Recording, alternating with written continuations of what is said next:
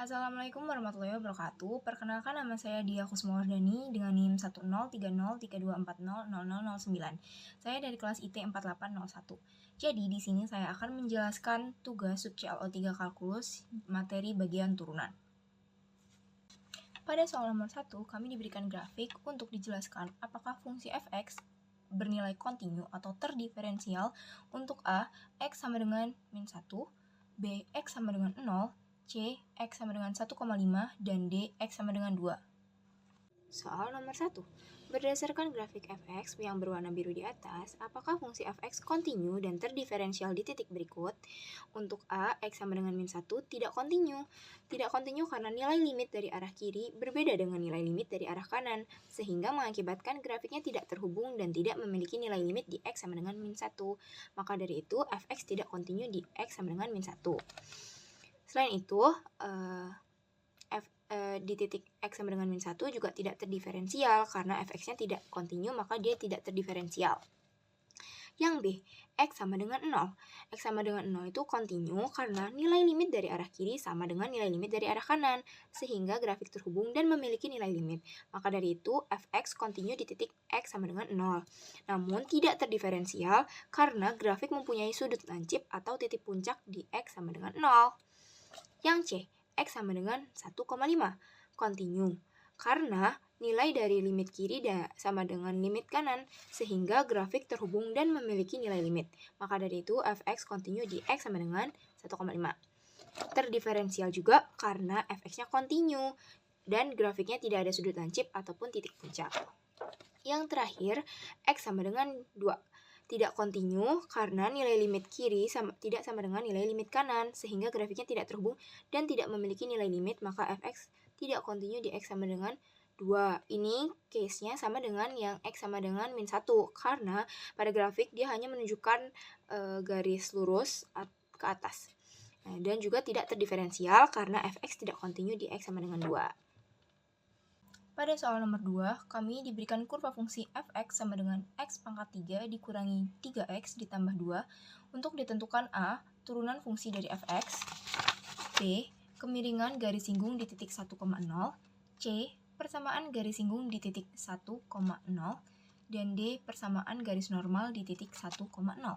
Soal nomor 2, diberikan kurva fungsi fx sama dengan x pangkat 3 dikurangi 3x ditambah 2. Kita disuruh menentukan A, turunan fungsi fx. Turunan fungsi itu dapat dihitung dengan cara ini, 3 ini bernilai n.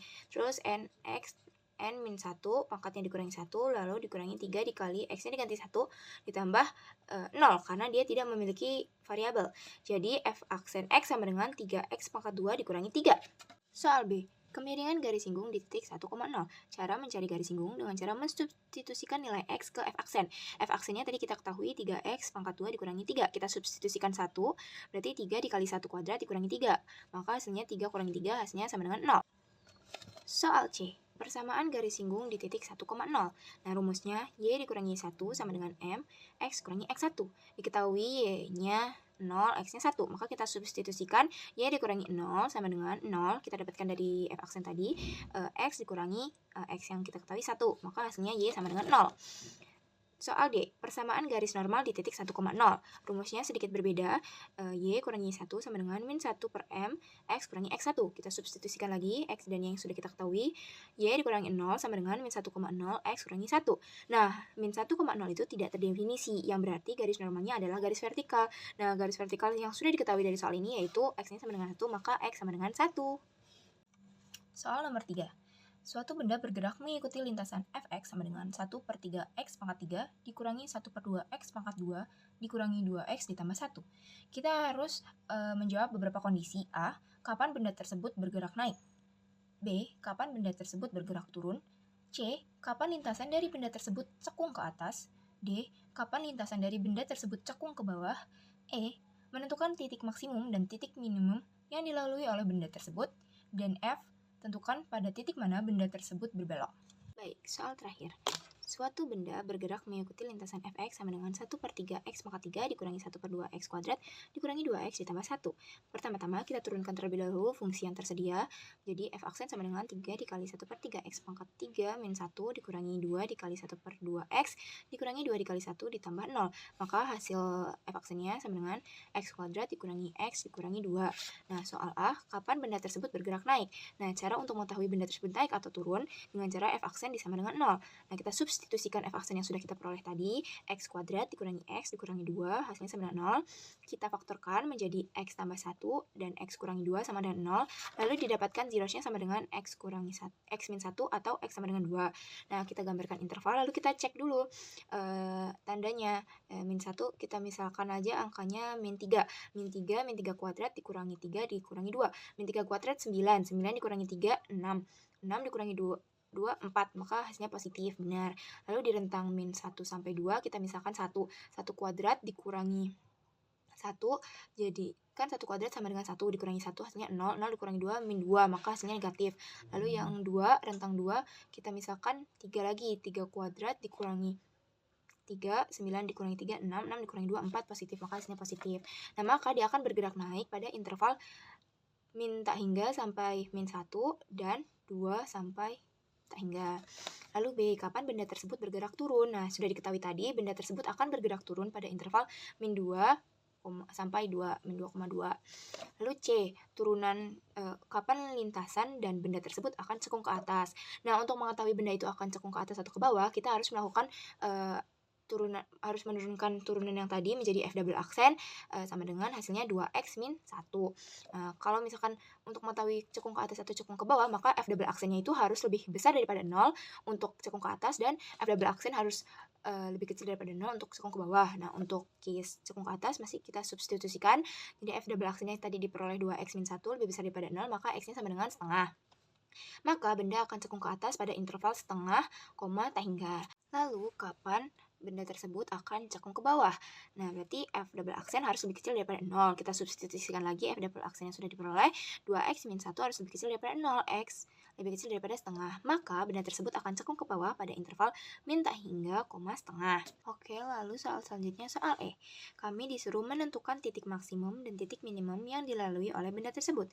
Nah, titik maksimum untuk x sama dengan min 1, kita substitusikan min 1 ini ke fungsi yang pertama, fungsi 1/3 x pangkat 3 ini.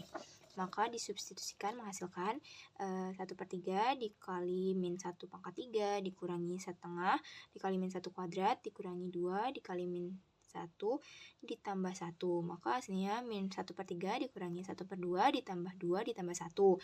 Nah, pertama-tama kita harus menyamakan dulu penyebutnya. Tadi biar menyamakan penyebutnya kita ambil 6. Ini 3 dikali 2 untuk menjadi min 6. Maka atasnya juga harus dikali 2 sama dengan 1/2 dikali min 3.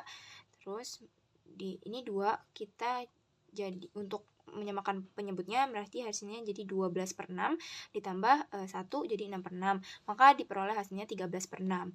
Maka titik maksimum yang dihasilkan yaitu min 1,13/6. Nah, untuk titik minimumnya di x sama dengan 2.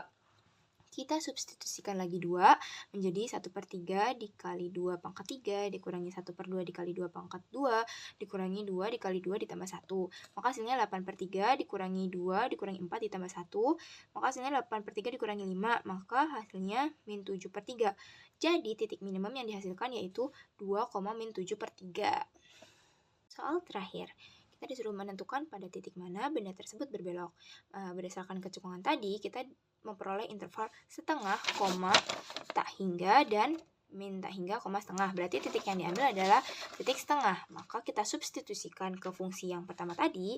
Jadi f setengah sama dengan 1/3 dikali setengah pangkat 3 dikurangi setengah dikali setengah kuadrat dikurangi 2 dikali setengah ditambah 1.